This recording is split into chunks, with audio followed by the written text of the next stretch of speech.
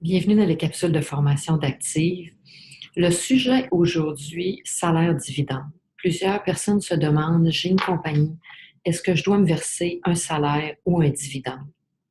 Ce que vous devez savoir à la base, c'est deux trucs différents. Le salaire, c'est vraiment un salaire que vous vous versez. Donc, pour la compagnie, le salaire, c'est une dépense déductible. Donc, vous avez vos revenus, vous avez toutes vos dépenses, le salaire est déductible de votre compagnie. OK?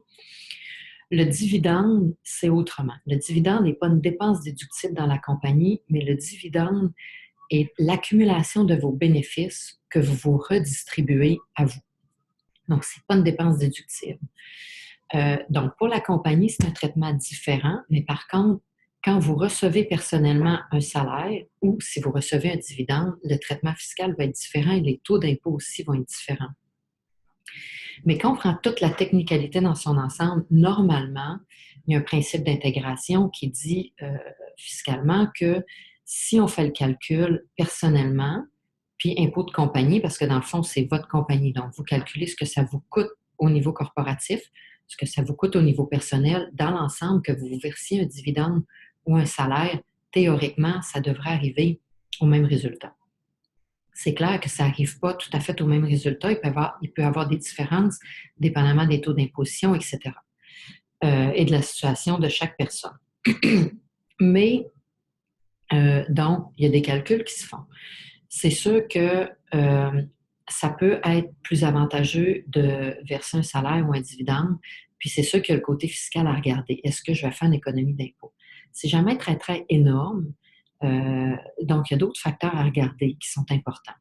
Entre autres, est-ce que je veux continuer à me verser du RRQ, Régime des rentes du Québec? Est-ce que je veux, par exemple, avoir un enfant et avoir des contributions au RQAP?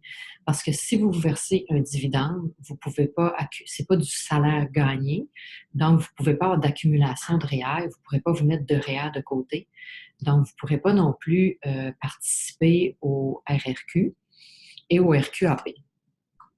Donc, ça peut être des facteurs à considérer, pas juste le côté fiscal à regarder, le côté économie d'impôt. Il y a aussi, si vous avez, par exemple, dans votre compagnie, des crédits d'impôt de recherche et développement, les salaires sont tenus compte dans le calcul de vos crédits de R&D. Donc, dans ce cas-là, ça va être important, inévitable, de vous verser un salaire.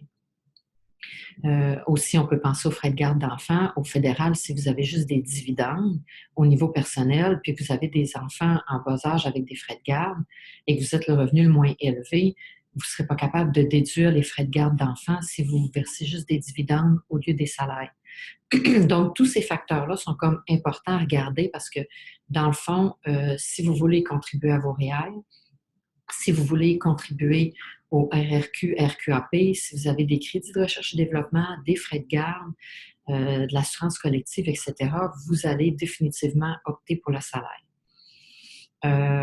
C'est sûr que le calcul financier, salaire-dividende, c'est du cas par cas. Je ne peux pas vous donner d'enlignement, mais c'est sûr qu'avec les taux de changement d'impôt au Québec, maintenant qui sont à 22 % si vous avez moins de temps d'heure travailler d'employé, c'est plus avantageux maintenant de se verser un salaire qu'un dividende. Ça fait que ça tend un petit peu plus vers les salaires.